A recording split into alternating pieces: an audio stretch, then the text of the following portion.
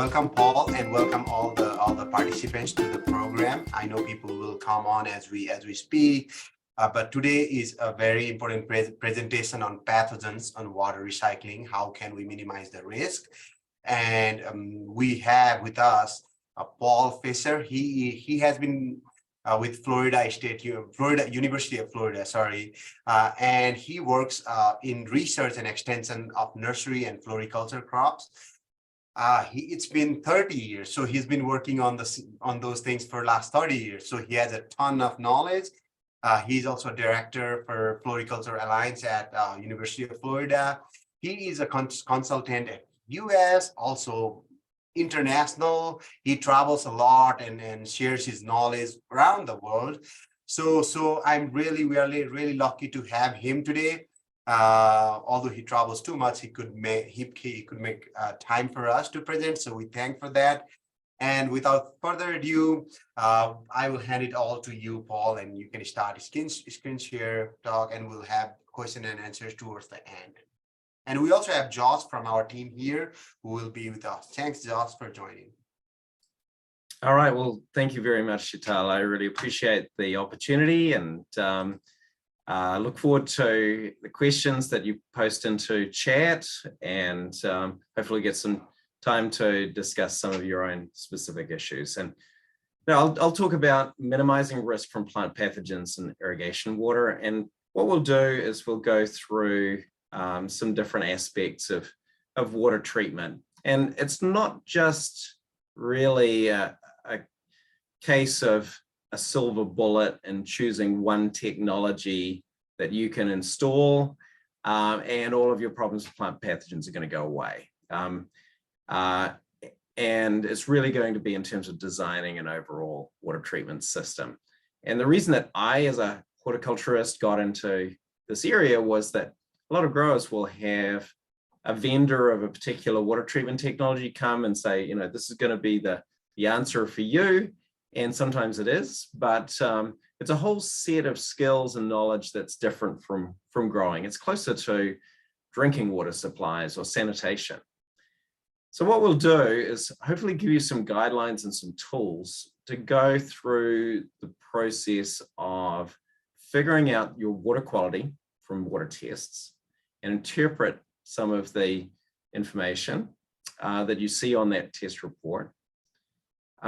And then we'll start to move towards pathogens and think about water, putting that in the context of other sources of plant pathogens, such as the plant material itself, growing media, your workforce. Then we'll discuss just some simple aspects of designing an overall treatment system. And as Shital mentioned, you know, as a consultant, I visit a lot of growers, and everybody's irrigation system is a little bit different. And so we end up having to do some customization, but I'll give you a couple of examples here of good treatment system design. I'm going to emphasize filtration a lot in this presentation, because even if you don't have any chemical or other treatment system, filtration underlies all aspects of treatment that comes along in what we'd call a treatment chain to sanitize your water. So filtration's usually our first starting point. And then we'll finish up talking a little bit about sanitizing technologies and how to figure out what the dose should be. All right, so let's get started. And if we think about water quality, there's some different aspects of water quality, all of which they've got different kinds of tests. So the kind of test that we're most familiar with as growers is sending a sample off to a extension or commercial lab, and they tell us what ions are in the water, whether it's sodium or chloride or calcium, magnesium, hardness of the water, alkalinity, the buffering of the water, EC, electrical conductivity, the salt load that's in your water. That's chemical quality. Then we've got biological quality. And so that's going to be the microbes that are in the water. And those could be plant pathogens like Phytophthora, could be algae that's blooming in your irrigation reservoir, like what we're seeing over here in this picture, biofilm, which is a mix primarily of algae and bacteria that is a snotty slime that goes inside your filters and irrigation lines and clogs everything up. And then we have food safety pathogens for those of you who might be producing leafy greens or some other edible crop.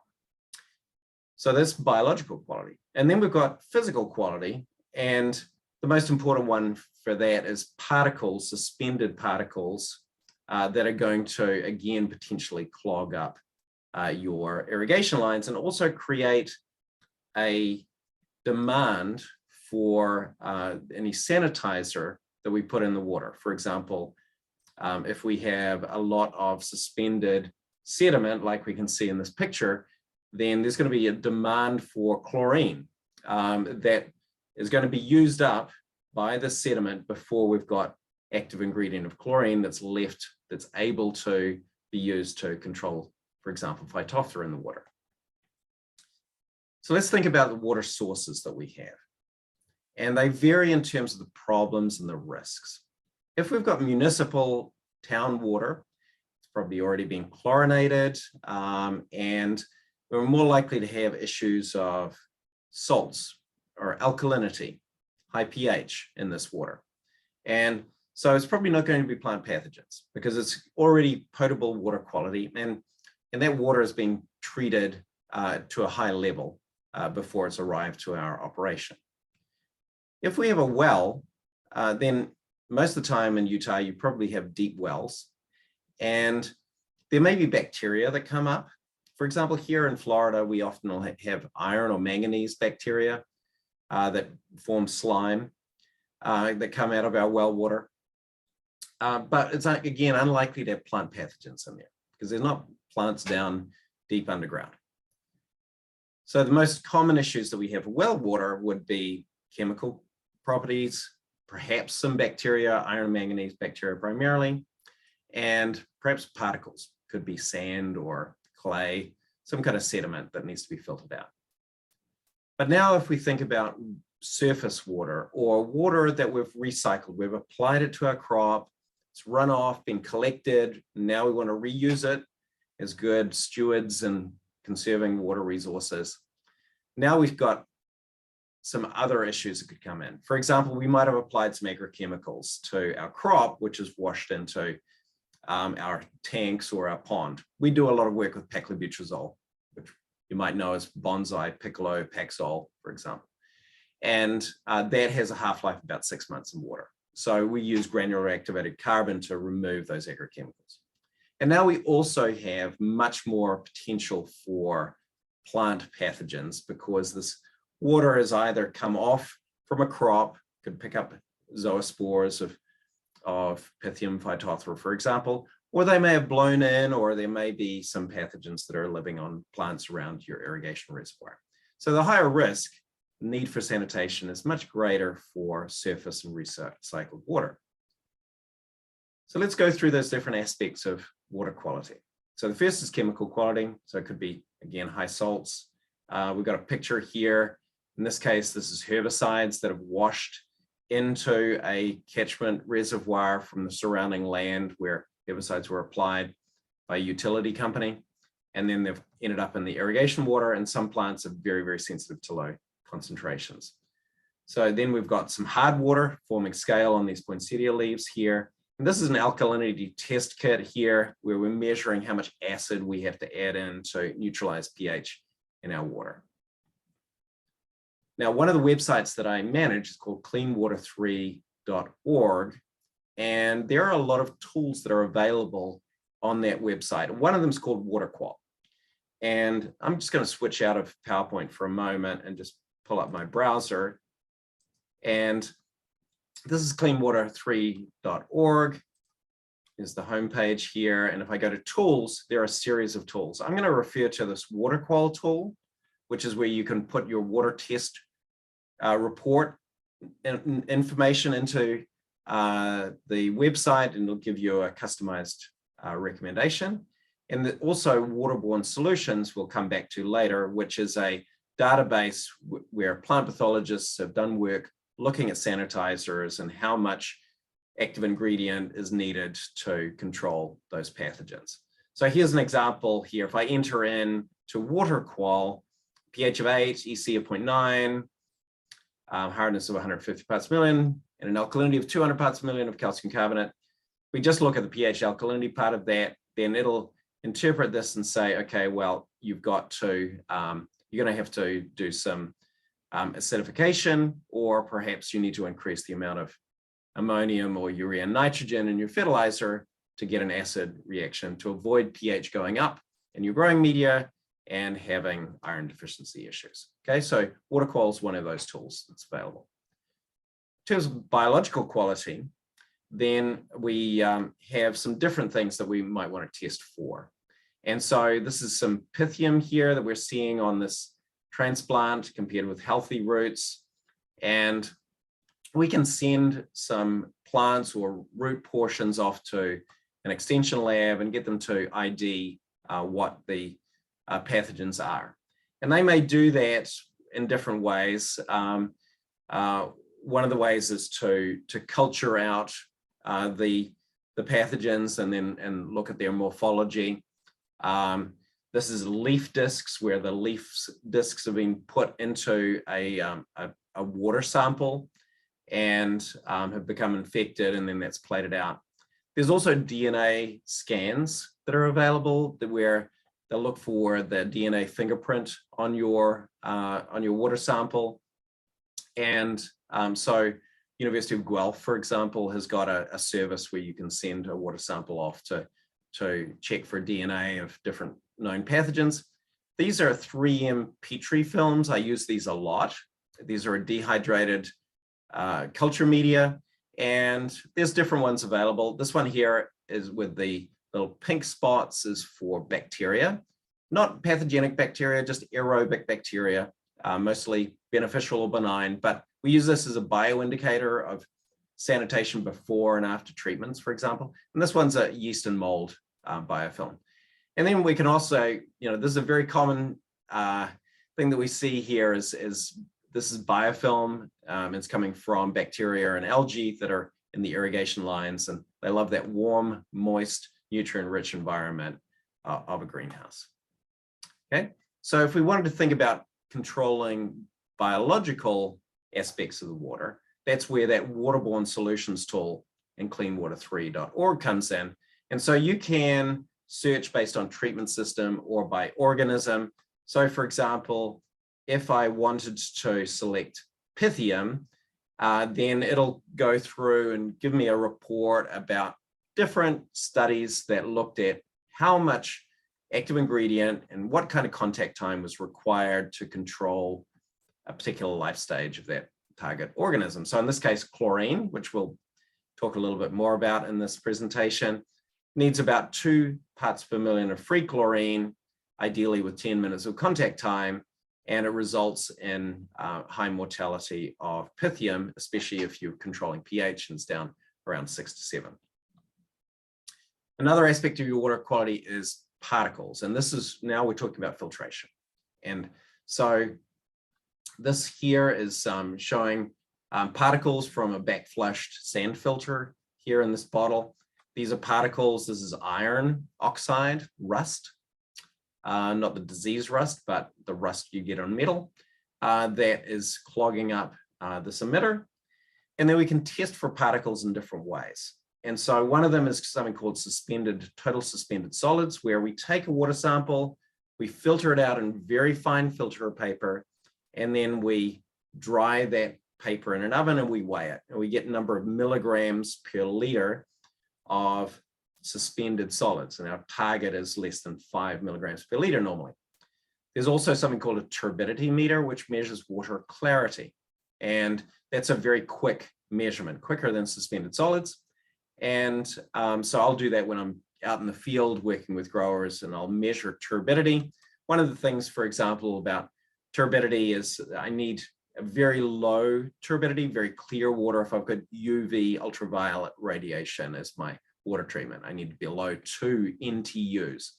But the relationship between milligrams per liter of suspended solids and NTUs is very, very roughly 1-to-1.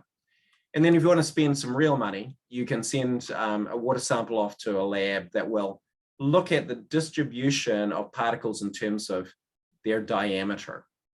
And we do this in a few cases where we want to see what is the diameter in microns, millionth of a meter, and what proportion of particles are going to be, excuse me, removed then by filters with different pore sizes. So the smaller the particles, the smaller the mesh size needs to be, pore size on your filter. And so normally we would filter down to a pore size that is smaller than your smallest emitter. For example, 100 mesh screen using US units is about 150 microns. And so in this graph, it would take out about half of the particles here, anything bigger than 150 microns. Okay, so we need to match solutions to problems. We start with a water test. We find out what is our chemistry of our water. Probably going to need to do things like acidification for alkalinity, for example. We may have to oxidize and filter out iron that's dissolved in our water. Biological problems is where we're talking about sanitizing agents, and that includes pathogens. And then particle problems is where we're dealing with some way of settling out or filtering out our particles from our water. Okay, so we get our water test, and now we start to think about pathogens in particular. And important thing is put water in its context. It's only one source of plant pathogens. It could be from the water. It could be from diseased plants that are perhaps when they get irrigated, they are having water moving down a hill and affecting other plants downhill on the nursery, as we see in the middle picture. Or maybe the source of the pathogens is some of the starting plant material that we've transplanted into our operation.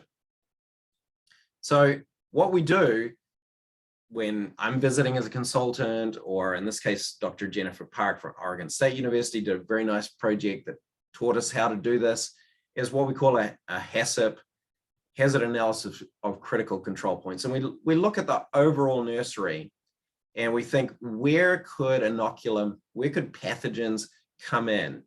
And where do we have our points of really vulnerability within our system? So what we're seeing here is Dr. Park tested in the irrigation reservoir, found a small amount of plant pathogens there. Then a retention reservoir, she found more plant pathogens because this is where they were using recycled water was coming into this reservoir here. Then this runoff channel, finding plant pathogens also in the growing area with the plant material. And so here we've got a treatment system, and it's treating the water here that's going on, being irrigated onto the crops. So that is working. There weren't any Phytophthora detected here, but there were still in these water sources. But there's also all kinds of other aspects of components of our system here that could potentially be sources of pathogens and spreading them around. For example, reused containers would be an example of a potential pathogen source. So that's something that you could do, is look at your irrigation system and look where are you got potential risk, and what conditions are favorable for diseases to occur. And that brings us to the disease triangle. And the pathogen, we need to consider all sources of pathogens in our overall sanitation system. The environment, overwatering, these are water molds, Pythium Phytophthora, that's what encourages disease development. And if we think about water treatment, all that's going to do, all we can really achieve, if we put in chlorination or copper ionization or ozone, it's only going to clean up the water so that it's not a source of these pathogens, or it's not distributing it from one plant to another. But without taking this big holistic view, then really we're not really protecting our crops from diseases. So, one of the reasons that Sheetal has put together this series is he's encouraging us to all be good environmental students and recycle water.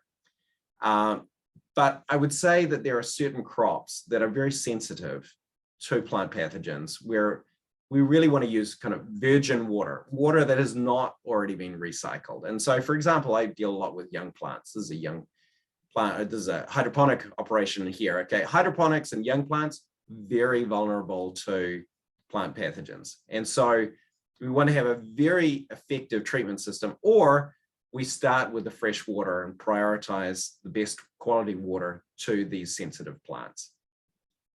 So prioritize your water quality needs, reduce leaching and over irrigation so that we don't have a lot of water that we have to treat and recycle and reuse, and avoid recirculated water on sensitive plants. And so here's a story of a real grower that I visited.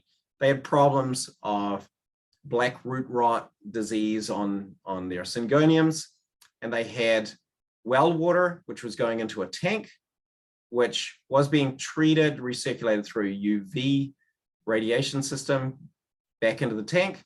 And then that tank water was going out to the crop with sub-irrigation, coming back with a coarse filter and then back into the tank. And the problem here is we're got clean water getting mixed with dirty water. We are cleaning the water and then we're mixing back with dirty water. And then we've also got this potential uptake of pathogens that's being distributed. So what do we end up doing with that grower is, with their sensitive crops, they go directly from the well water into irrigating those plants. And then the leachate from there goes into this tank here, and that's where we recycle that tank for other crops. And we have a residual treatment here, meaning a treatment system such as copper ionization was the treatment of choice in this case, that had some residual long-term treatment in here, which would mean that there's some ongoing contact time in this tank. Okay, so avoiding recirculated water on very sensitive plants. For example, if I had geraniums, I would not be using recycled water because of the risk of xanthomonas. Okay, then we prioritize and we apply recycled water to more resilient plants. Okay, so let's think about treatment system design now. So the first case is if we've got well water, and we've got a very simple system here, which is kind of drain to waste. Okay, so we've got well or municipal water supply, again, very low plant pathogen risk, might have some bacteria in there. Filter it out, possibly it's got some particles in it, some sediment. And we might have to go through reverse osmosis if we've got high EC water, high salts. We might acidify if we've got high alkalinity, high pH. We might treat this, especially if there was some bacteria that would form biofilms, such as iron manganese bacteria in the water. And the sanitizer that we would put in here is we would want a residual sanitizer, something that we would apply maybe through an injector. Let's say we took hydrogen peroxide product, such as Xerodol or Sanidate might be an example. And we inject that. And the nice thing about these residual chemicals is that they will travel all the way through and out to your crop. And so that'll mean that there's potential to keep on treating the water and keeping your lines clean before it gets applied out into the crop. And maybe there's even a little bit of residual here that will suppress algae on the plants and the growing media out in the greenhouse. So this would be a very simple case here.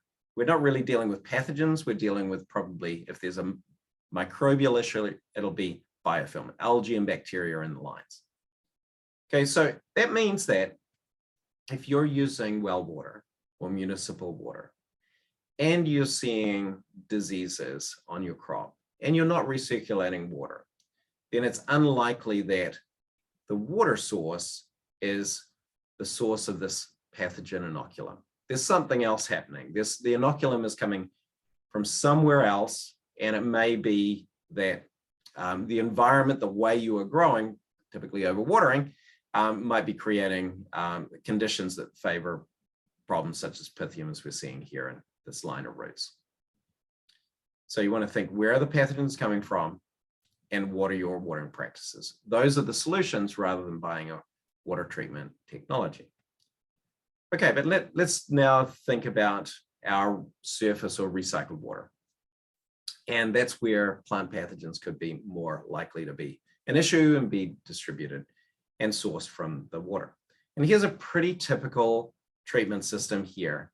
Okay, I'm not going to say it's a great design because it's not, but we've got some kind of chemical treatment, and we irrigate our plants. We collect our leachate, so we're doing a good job not having nitrogen, phosphorus, and so on running off to groundwater and things. And we're collecting it in an irrigation reservoir. But now we've got potential of buildup of sediment or algae, pathogens, maybe even pesticides. And we take that water and, we might be aerating inside our pond, which would be very much encouraged because algae loves stagnant water. And so aeration means that we're going to get more nutrient cycling and less algae buildup. And then we might pass that through a course like a sand filter, for example. And then we chemically treat it, and it goes back out into our greenhouse. Okay, so this is very typical kind of a setup. But what's a better design? Well, a better design would be to add some monitoring into our system. We may need more than one stage of filter. And we might want to make sure that we're going to waterborne solutions, know we've got the right dose, we've got the right contact time to know that our treatment system is being effective. So what have we got in here? What have we added in? Well, we might be aerating in our pond. That was what we had in the previous one. But we might also be adding more filtration stages and something called flocculation. And flocculation is where we add in a chemical, alum, aluminum sulfate. It's one of the most common ones. If it's very fine sediment, to get that to settle out and be able to be settled out or filtered out. And then we may have a residual chemical treatment like chlorine, for example, but we make sure that we've got enough contact time here by going through a holding tank or a buffer tank or a long irrigation line before it comes out into our crop. And we might be doing some water testing on a regular basis to know that the chemistry, the physical properties, and the active ingredient level, for example, we're not applying so much chlorine that we're causing phytotoxicity, and also the microbes themselves. And so it could be a test a sample that you send off to a plant pathology lab, for example. Okay, so that's a diagram, but let's take a real case. And so here we've got a grower in a nursery that are capturing their runoff. It's a container nursery outdoors. And here's the numbers here in this ditch, okay, from the runoff of the irrigation after it's been applied to the crop. And we've got a high bacteria count here. This is 827,000 colony forming units per milliliter. Okay, and so we test that with these Petri films or agar plating. And how do I know that's a big number? It's because if the number is more than 10,000, that's what we would be aiming for just in terms of reducing clogging of irrigation lines. It's also got a high suspended solids. Remember we talked about 5 milligrams per liter of suspended solids. This is 61. Okay, and so it goes from the runoff ditch and into the catchment pond here, the irrigation reservoir. And it's still, got high numbers of bacteria, and it's got high total suspended solids. Okay, so this is not pure water, and it definitely is in the range where we need to do some treatment. So there were a couple of places, a couple of irrigation systems within this nursery. And this is the system they had for their greenhouse crops, prioritizing the best water for their greenhouse crops, sensitive plants, young plants.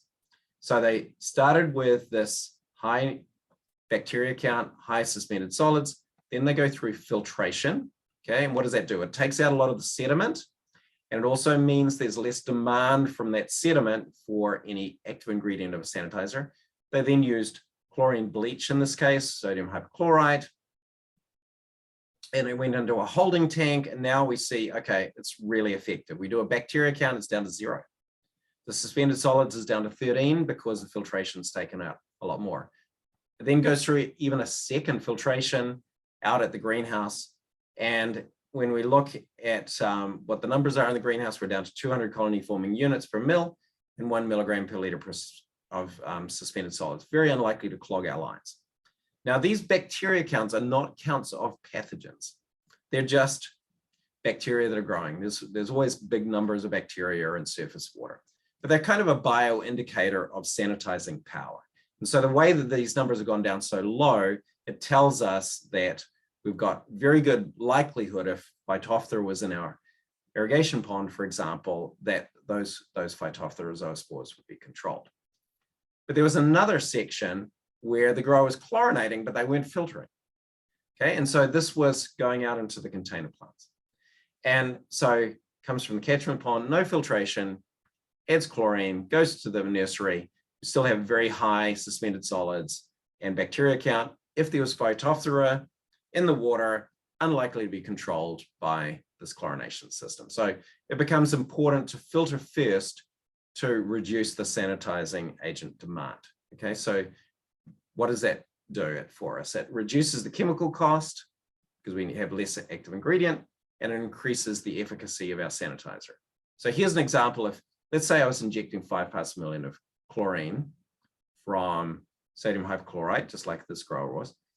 If I had a lot of suspended solids in here, it would have a lot of demand. It would use up a lot of the chlorine, and I would only have 2 parts per million of chlorine left for my pathogens. Okay, and the problem is when we have very high demand from a lot of sediment that hasn't been filtered out, either we end up underdosing, and so it's not enough residual chemical to control the plant pathogen spores, or we end up dosing too much because we see that we measure this residual and we find it small, and we add lots and lots of chemical. And at times, let's say we've got times where the water is a bit clearer, then we get this pulse of active ingredient that can burn our plants. Okay, so emphasized already, filtration is important. And there's lots of kinds of filters, and they vary in terms of what contaminant type, what kind of particle they take out, how much work they are, the labor cost, how complicated they are, how much they cost in terms of consumables. You know, it's the cost to treat every 1,000 gallons of water, whether they're pressurized or gravity fed, the flow rate they can take, and how you combine them together. So there's a lot on filters. Okay, so let's just run through a few. I'm going to do this really quickly, so we've got time for some questions at the end here.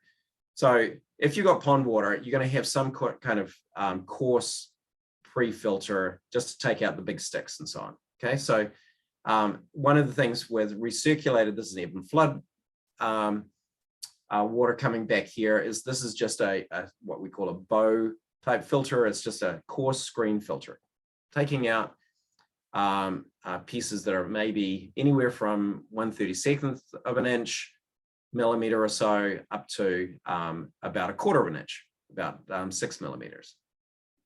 Okay, flocculation is there as a step. Not many growers use it, but if you've got a very fine sediment, then flocculation will make these small pieces, small particles clump together into big particles that can then be filtered out. And this is from Metrolina here in North Carolina, where they have pretty pure water, but they got some very fine particles. And so this is the very first step as they bring the pond water up. Sand filters are our most common kind of filters. They're great, okay, for a lot of kinds of particles, but especially algae, and they're very good for pond, irrigation pond type filtration. And probably the biggest issue with sand filters relates to back flushing. Growers don't back flush enough, okay?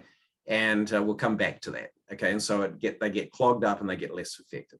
Disc filters, I see many growers in Europe and the US now moving to disc filters away from screen filters, because they handle organic matter generally better than screen filters do. It's a stack of discs that can be, in some systems, automatically back flushed and easy to clean. And they're good for particles of both sediment as well as organic material.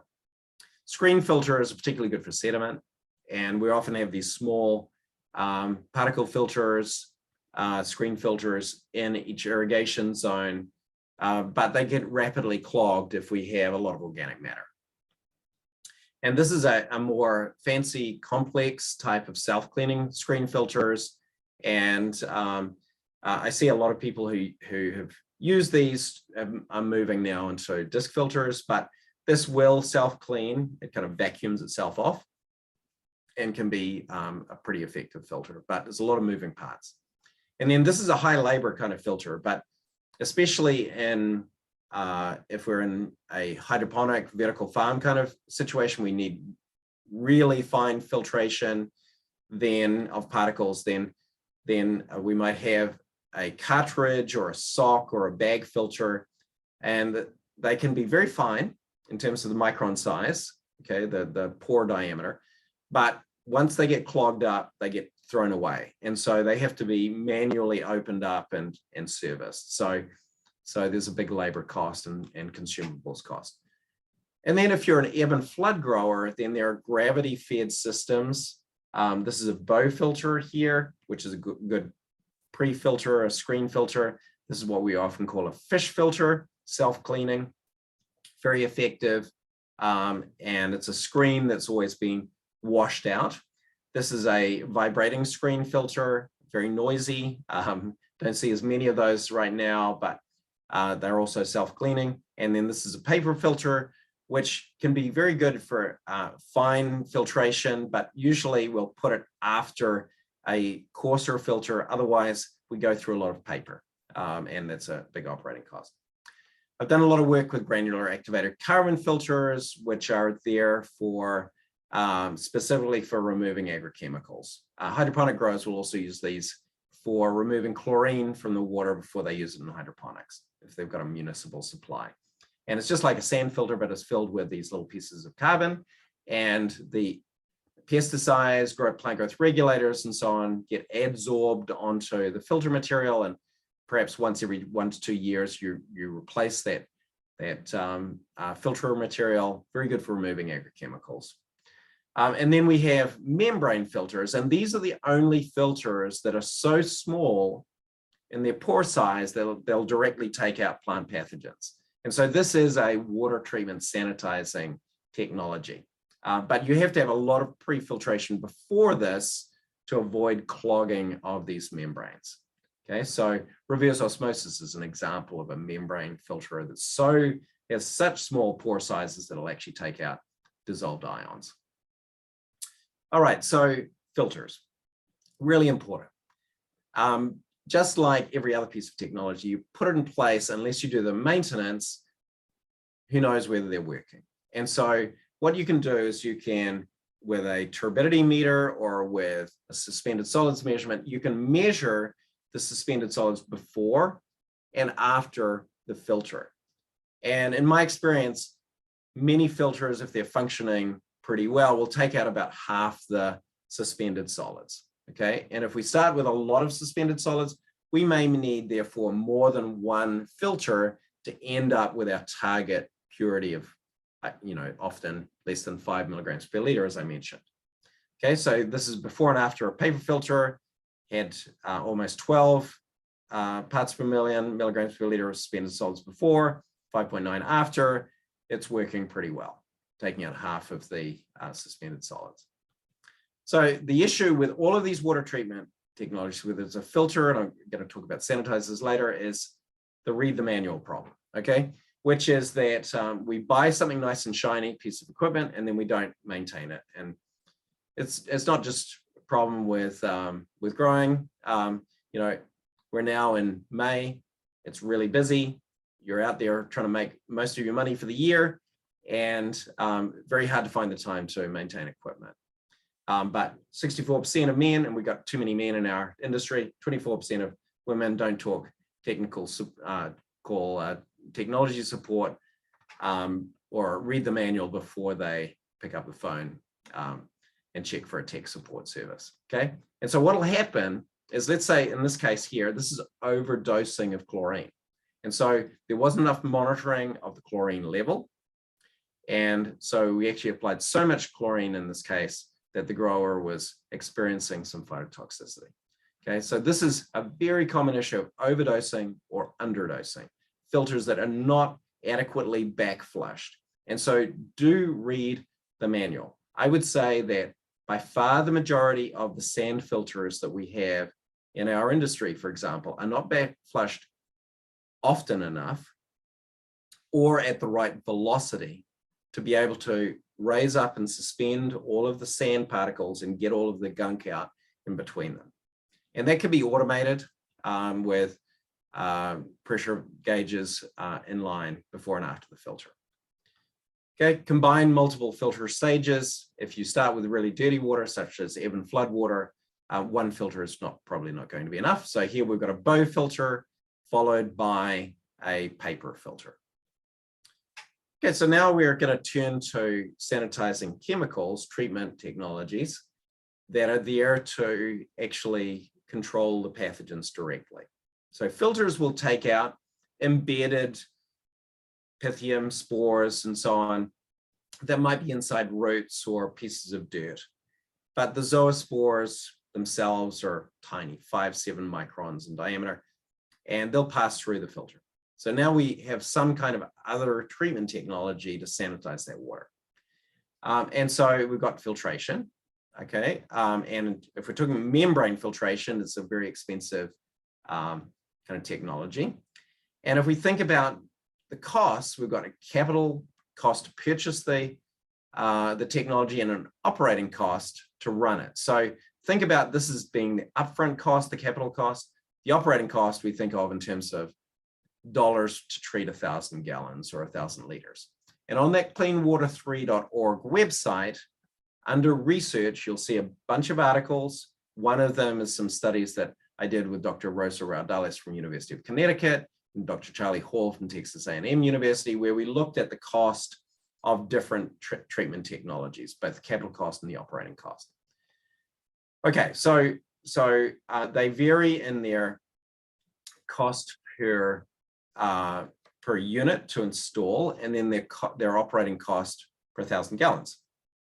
And so, one of the things, for example, is let's say I've got a greenhouse where I do my propagation, and I've got a mist system, and I want to keep that mist system clean of biofilm, and I've got young plants in there that are very sensitive to diseases. So I'm probably not using a large water volume. So what I might do is use a product such as an activated peroxygen hydroperoxide type product, or a quaternary ammonium chloride product, which is a surfactant, where I inject that with an injector like a dosatron or an Anderson, or a chemical pump, and it's got a very low upfront cost for equipment, just need an injector, but I might have a higher cost to treat 1,000 gallons, but I'm not treating a lot of volume. So that would be a good option, something like hydrogen peroxide or quaternary ammonium chloride product, in that case in my propagation greenhouse. But let's say I'm treating all of the water coming out of an irrigation reservoir for my container nursery, then I might pay a bit more up front. But what's really important in terms of economics is having a low operating cost per 1,000 gallons, okay? And so, one of the reasons chlorine is so widely used is that we know how it works. It's pretty resilient to dirty water. It doesn't have that higher pre-filtration requirement. And it can be as simple as having a simple injector and using sodium hypochlorite or calcium hypochlorite, which has a low cost per 1,000 gallons. Another way we can compare these technologies is in terms of whether they are point treatments or have a lot of residual activity. How long are they going to have an effect down as the water flows through my irrigation system?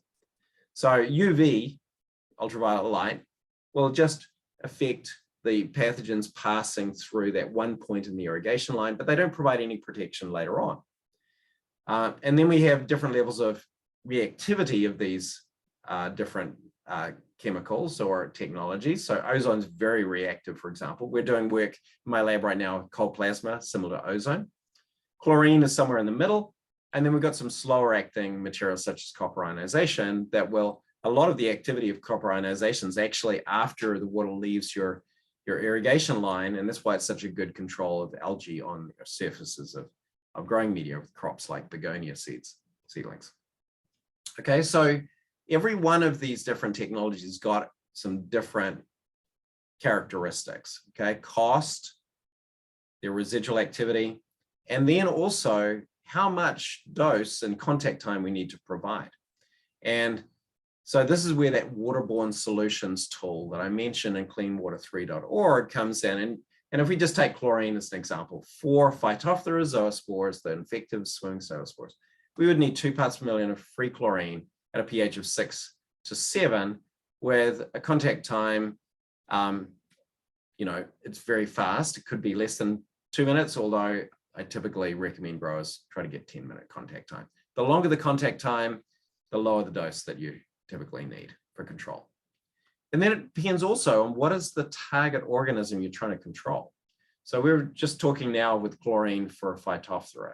So this is the concentration of chlorine, free chlorine, that's needed for control of these different target organisms. If it was just Phytophthora Pythium zoospores, 2 parts per million will be fine. But if we were talking about, for example, oospores, resting spores, or hyphae for Phytophthora, we would need a much higher concentration. Fusarium is a very resilient type of a pathogen. So the dose then will increase for certain types of treatment system. Usually the maximum we can apply without phytotoxicity risk for chlorine is about 2 parts per million when sprayed or going through a dripper for container crops. So sometimes we would need such a high concentration that we need to actually make sure we remove that residual before we apply the water to our crop, or we use a different technology that doesn't have the same phytotoxicity risk. Maybe we use ozone, for example, which breaks down into oxygen. Okay, so let's really quickly go through some of these technologies. So chlorine, that's our most common technology here. It could be from tablets, calcium hypochlorite, could be bleach here, which is a liquid, can be chlorine gas, and you want to check what the restrictions from regulators are in terms of worker safety for that. And then there's also another technique, which is using using potassium chloride salts, brine, to form chlorine from that, which is similar to kind of the idea of a saltwater swimming pool chlorination.